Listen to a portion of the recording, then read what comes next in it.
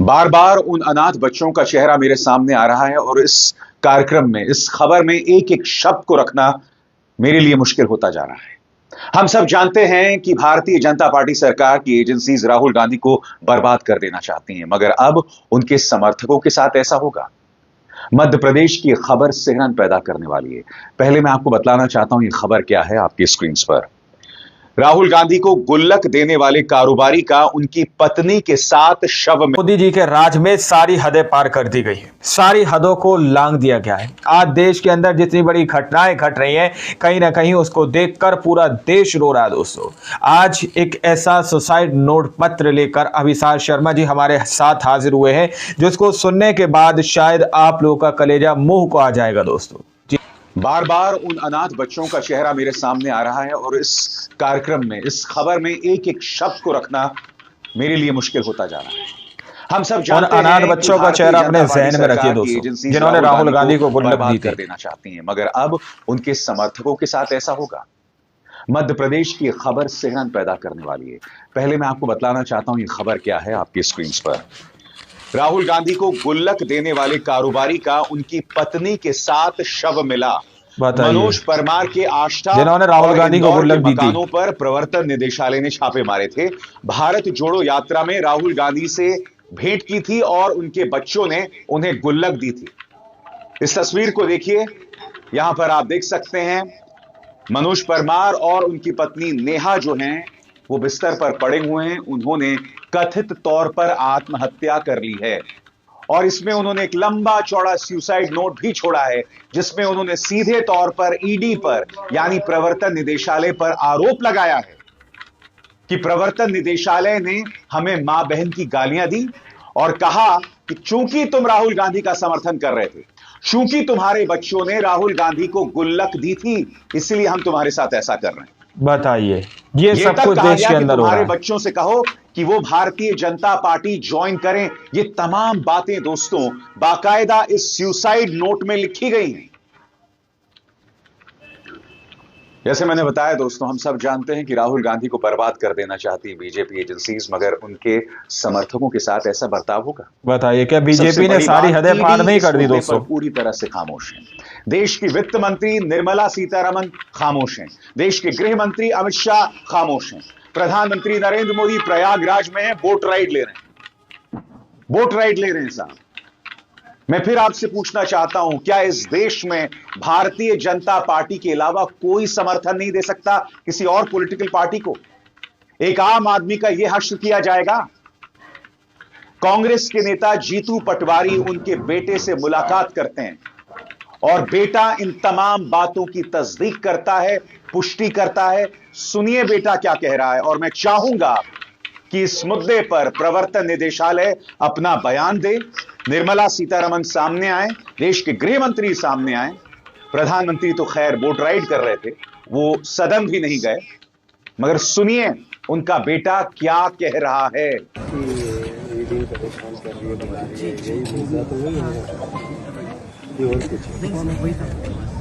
वही था मुद्दा। बीजेपी ईडी के द्वारा बीजेपी जबरदस्ती हमको उनकी पार्टी में ले लेता है। वीडी शर्मा जी के थ्रू जबरदस्ती हमें वीडी शर्मा जी के थ्रू प्रेशर करवाया जा रहा था ईडी पे, और ईडी पापा को प्रेशर कर रही थी कि बच्चों को बीजेपी ज्वाइन करा। तो कौन अधिकारी आया था अभी आपके घर? डिप्टी डायरेक्टर आए थे संजीत कुमार साहू। संजीत कुमार साहू आए। क्या घर पे आए?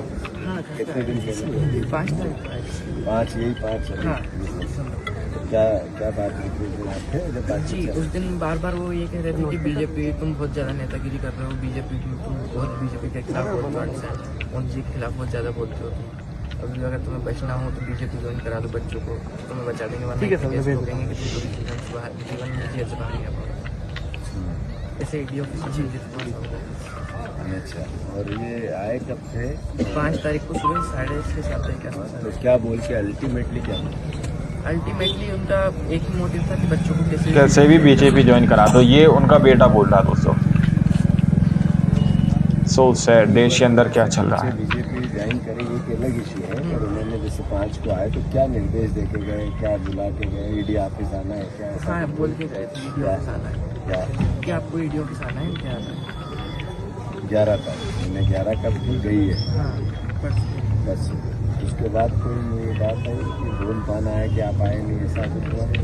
ऐसा नहीं, पर प्रेशर आपके फादर पे ईडी का, ईडी का और बीजेपी का दोनों हुआ। बीजेपी का कैसे था? सर वीडी शर्मा जी कुछ करवा रहे थे क्या राजू? खबरें क्या कह रही हैं दोस्तों आपके सुनिए। स्क्रीन पर? मध्य प्रदेश के कांग्रेस समर्थित कारोबारी मनोज परमार और उनकी पत्नी के सुसाइड के मामले में 5 पेज का सुसाइड नोट सामने आया है।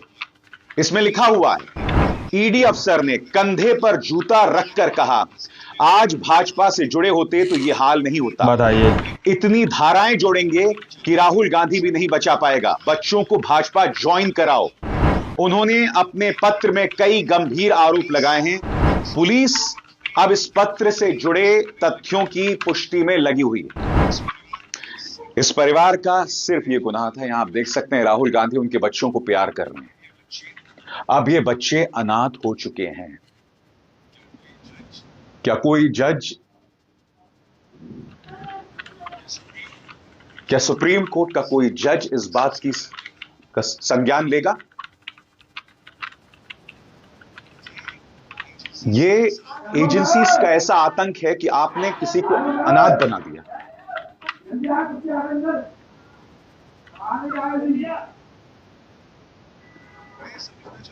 मैं समझना चाहता हूं इसमें जवाबदेही किसकी है? बताइए, किसकी जवाबदेही है? मुझे बताइए।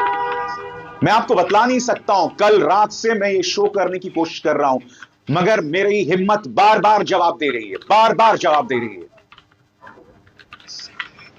इससे पहले भी मैं नहीं भूला हूं कि सीसीडी के जो ओनर थे, कैफे कॉफी डे के जो ओनर थे, उन्हें आत्महत्या करना पड़ा था। क्यों? क्योंकि वो कांग्रेस के करीबी थे। उन्होंने आत्महत्या कर ली थी। एजेंसीज उन पर दबाव बना रही थी। याद कीजिए, चुनावों से पहले जो भी कारोबारी समाजवादी पार्टी, कांग्रेस के करीबी, उन पर रेड मारी जाती है। जो भी अधिकारी जो है किसी मुख्यमंत्री से जुड़ा हुआ होता है, उन पर रेड मारी जाती है। मैं समझना चाहता हूं क्यों, ऐसा क्यों? राहुल गांधी को राजनीतिक तौर पर भारतीय जनता पार्टी खत्म कर देना चाहती, हम सब जानते हैं। और इसी संदर्भ में एक और प्रयास किया जा रहा है आपके सामने। यह खबर, इस पर गौर कीजिएगा। अ CJM court in Lucknow has summoned Congress MP Lok Sabha leader Rahul Gandhi concerning a complaint case filed over his alleged derogatory remark against Savarkar. A court has found that Gandhi had spread hatred or ill will in society. Lucknow की एक अदालत ने राहुल गांधी को तलब किया है कि आप हाजिर हों। उन्होंने जो सावरकर के बारे में बयान दिया था, कोर्ट अब इस बात को मानता है कि राहुल गांधी समाज में वैमनस्य फैलाना चाहते थे, समाज में नफरत फैलाना चाहते थे। मगर जो खुलकर समाज के अंदर जहर फैलाते हैं, इस मुद्दे को लेकर कोर्ट कोई टिप्पणी नहीं करता। कभी मुद्दे का स्वतः संज्ञान नहीं लिया जाता, कभी नहीं लिया जाता दोस्तों। यह मामला सिहरन पैदा करने वाला है। मैं आपको बतलाना चाहता हूं, इस मुद्दे पर दिग्विजय सिंह, कांग्रेस के नेता दिग्विजय सिंह ने भी ट्वीट किया है। और अपने ट्वीट में दिग्विजय सिंह कहते हैं कि मनोज परमार के बच्चों ने राहुल गांधी को एक पिगी बैंक दिया था भारत जोड़ो यात्रा के दौरान। उनके घर पर ईडी ने रेड मारी। मनोज के मुताबिक यह रेड उन पर इसलिए की गई क्योंकि वे कांग्रेस समर्थक हैं। मैंने मनोज के लिए एक वकील का इंतजाम भी किया था, मगर दुख के साथ मुझे कहना पड़ रहा है कि मनोज इतना डर गए थे कि उन्होंने सुबह अपनी पत्नी के साथ आत्महत्या कर ली। मैं इस मामले में निष्पक्ष जांच, बताइए, इतना डराया गया। मगर भारतीय जनता पार्टी का तेवर, पार्टी के नेता हैं आशीष अग्रवाल, उन्होंने कहा कि यह कांग्रेस की आदत रही है कि वो किसी की मौत पर राजनीति करते हैं और यह उनका चरित्र है। वो अपने निजी हितों के लिए इस मामले का दुरुपयोग कर रहे हैं। ये एक वल्चर नुमा सोच है, आशीष अग्रवाल ऐसा कह रहे हैं। आप जानते हैं दोस्तों, मैं लगातार ये खबर करने की कोशिश कर रहा हूं। 3 बार, कम से कम 3 बार ये शो मैंने करने की कोशिश की। मगर 3 बार नहीं कर पाया। चौथी बार अब मैं आपके सामने कर रहा हूं, और वो भी बहुत मुश्किल से, क्योंकि मैं बार बार उन बच्चों के बारे में सोच रहा हूं। मैं चाहूंगा कि वित्त मंत्री निर्मला सीतारमण इस बात पर अपना बयान दें, वो बताएं, इस मुद्दे पर अपना स्पष्टीकरण दें। आखिर क्या वजह है कि इस मुद्दे पर उनकी खामोशी बनी हुई? स्पष्ट करें ना कि मामला ही निराधार है। क्या भारतीय जनता पार्टी, ईडी, यह कह सकती है कि सुसाइड ही नहीं हुआ? क्या वो कह सकते हैं कि यह सुसाइड नोट ही बेईमानी है, जिसमें मां बहन की जो गालियां दी गई हैं, या कंधे पर किसी ने पांव रखा है, अपना जूता रखा है, वो सब बेईमानी है, वो सब गलत है?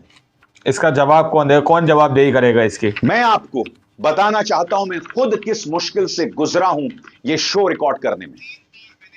3 बार मैंने कोशिश किया इस शो को शुरू करने की, चौथी बार मुझे कामयाबी मिली, मगर अभी भी यह शो करते हुए मेरे हाथ कांप रहे हैं। देखिए, राहुल गांधी को बर्बाद कर देना चाहती हैं भारतीय जनता पार्टी सरकार की एजेंसीज, यह हम सब जानते थे, मगर राहुल गांधी के समर्थकों के साथ ऐसा किया जाएगा, कल्पना से भी विचित्र है। सिहरन पैदा करने वाली खबर है दोस्तों। इस खबर पर गौर कीजिए। राहुल गांधी को गुल्लक देने वाले कारोबारी का पत्नी संग शव मिला।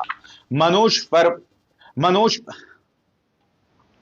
बताइए, इस तरह भारतीय से जनता पार्टी रिपोर्टिंग करना भी आसान नहीं होता है ऐसे मामलों पर देना चाहती है, सब जानते थे, मगर अब राहुल बार गांधी वीडियो के कट करना समर्थकों पड़ती के है। साथ भी मोदी सरकार ये की दूसरी बार है। एजेंसीज इस तरह की नाइंसाफी करेंगे। इस खबर पर गौर, यार ये तो हम सब जानते थे कि मोदी सरकार की एजेंसीज राहुल गांधी को बर्बाद कर देना चाहती हैं, मगर राहुल गांधी के समर्थकों के साथ ऐसा बर्ताव। बताइए, कितनी बार कोशिश की लेकिन आंखों में आंसू बार बार आ रहे हैं। इस मुद्दे के बारे में मैं सेंसिटिव क्यों हूं दोस्तों, मैं आपको बताना चाहता हूं क्यों सेंसिटिव हूं। क्योंकि मैं खुद भुक्तभोगी को भी अरेस्ट किया गया खुद था। मैंने इसका सामना किया। मैंने आपको कई बार बताया है कि मुझ पर और मेरे परिवार पर 14 करोड़ की टैक्स चोरी का केस चला था।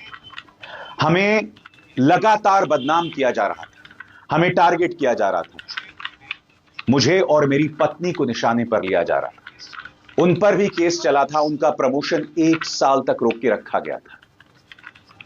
वो 2016 से बाहर पोस्टेड है, हमसे दूर पोस्टेड हैं, और मैं अपने बच्चों की परवरिश कर रहा था।